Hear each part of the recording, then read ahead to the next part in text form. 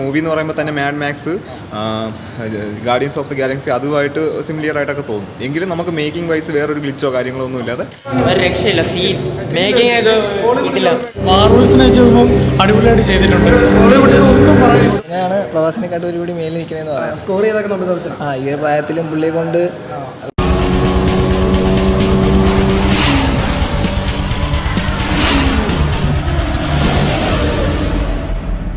നമസ്കാരം. പോപ്പിൻസിൻ്റെ പുതിയൊരു വീഡിയോയിലേക്ക് എല്ലാവർക്കും സ്വാഗതം. ഇന്ത്യൻ സിനിമയുടെ ഇതിഹാസ താരങ്ങളായ അമിതാഭ് ബച്ചൻ, കമൽ ഹാസൻ, റിബൽ സ്റ്റാർ പ്രഭാസ് ഇങ്ങനെ നീണ്ട സൂപ്പർ താരങ്ങൾ അണിനിരക്കുന്ന നാഗ് അശ്വിൻസ് രചനയും സംവിധാനം ചെയ്യുന്ന കൽക്കി 2898 AD എന്ന ചിത്രത്തിൻ്റെ 2ാം ദിവസത്തെ പ്രേക്ഷക അഭിപ്രായമാണ്. നമ്മൾ മാർവൽസിനെ വെച്ച് നോക്കുമ്പോൾ അടിപൊളിയായിട്ട് ചെയ്തിട്ടുണ്ട്.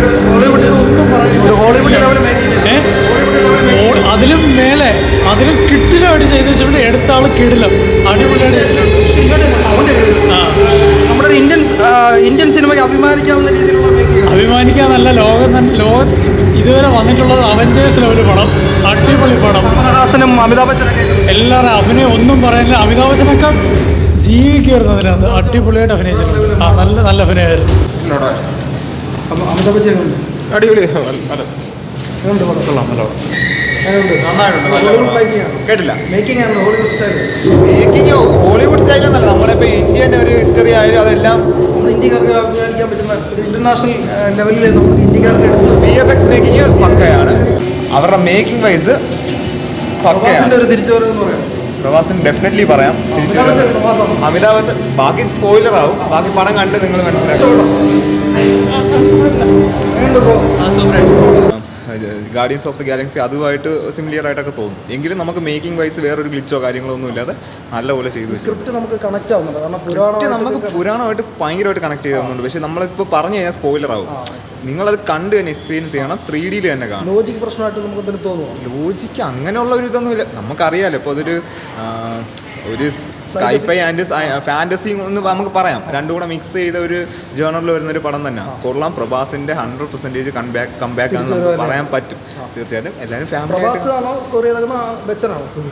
അത് നിങ്ങൾ പടം കാണണം. ഞാനത് പറഞ്ഞു കഴിഞ്ഞാൽ അത് സ്പോയിലറാണ്.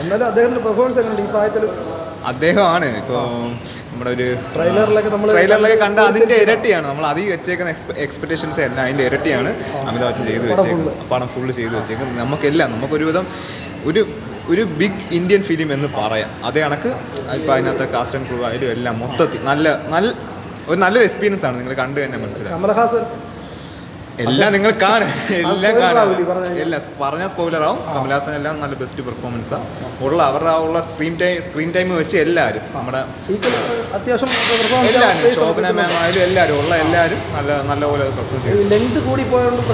തോന്നുന്നു നമുക്ക് അങ്ങനെ ഒരു ലാഗ് ഫീൽ ആവത്തില്ല. എനിക്ക് തോന്നുന്നു ഫസ്റ്റ് ഹാഫിനെ അപേക്ഷിച്ച് സെക്കൻഡ് ഹാഫ് ഒന്നുകൂടെ 3 hour പടം വരുന്നുണ്ട്. നമുക്കത് അറിയത്ത പോലും അത്രയും വലിയ ബോറിംഗ് ഇല്ല. എനിക്കിഷ്ടപ്പെട്ടു.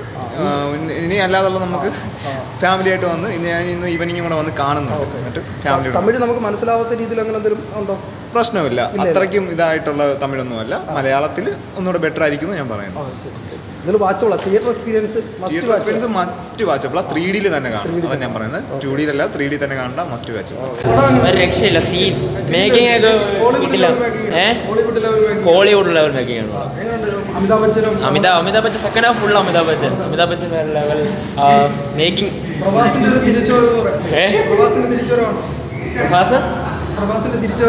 പ്രഭാസിന്റെ തിരിച്ചുവരവെന്ന് പറയത്തില്ല. മേക്കിംഗ് നല്ലതായിരുന്നു, കഥ നല്ലതായിരുന്നു. അതുകൊണ്ട് പടം നന്നായിട്ടുണ്ട്. ദുൽഖറൊക്കെ ഉണ്ട്.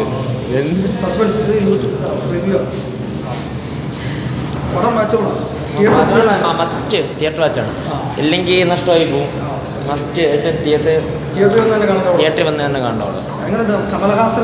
കമൽഹാസൻ വരട്ടെ. സ്പോയിലർ ആവണ്ട. അതെ.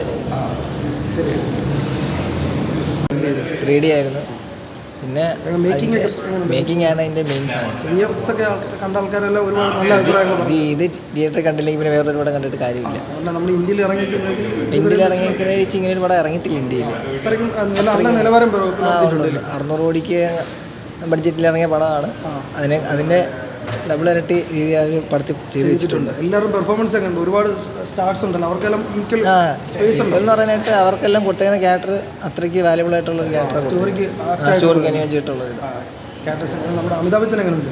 അമിതാഭ് ബച്ചനെയാണ് പ്രവാസിനെക്കാട്ടും ഒരുപടി മേലിൽ നിൽക്കുന്നതെന്ന് പറയാം. സ്കോർ ചെയ്തേക്കുന്ന അമിതാഭ് ബച്ചൻ ഈ ഒരു പ്രായത്തിലും പുള്ളിയെ കൊണ്ട് വേറെ ആളെ കൊണ്ട് പറ്റത്തില്ല. ആക്ഷനും അതുപോലെ തന്നെ എല്ലാ അദ്ദേഹത്തിൻ്റെ അഭിനയം എല്ലാം മെയിനായിരുന്നു. പ്രവാസിൻ്റെ ഒരു തിരിച്ചുവരവ് എന്ന് പറയാൻ പറ്റും. തിരിച്ചുവരവെന്ന് പറയാനായിട്ട് പ്രവാസിൻ്റെ തിരിച്ചുവരവാണ്. പ്രവാസിനെക്കാട്ടിൽ അത് മെയിനായിട്ടിരിക്കുന്ന അമിതാഭ് ബച്ചൻ. അമിതാഭ് ബച്ചൻ തന്നെ സ്കോർ ചെയ്തത്. നമുക്ക് പിന്നെ കമലഹാസൻ എങ്ങനെയുണ്ട്? കമൽഹാസനെ ആകെ 10 മിനിറ്റാണ് കാണിച്ചിട്ടുള്ളൂ. പുള്ളിയുടെ മൊത്തം സെക്കൻഡ് പാർട്ടിലാണ് സെക്കൻഡ് പാർട്ട് വെയിറ്റ് ചെയ്തിരിക്കും. വെയിറ്റ് ചെയ്യിക്കുക.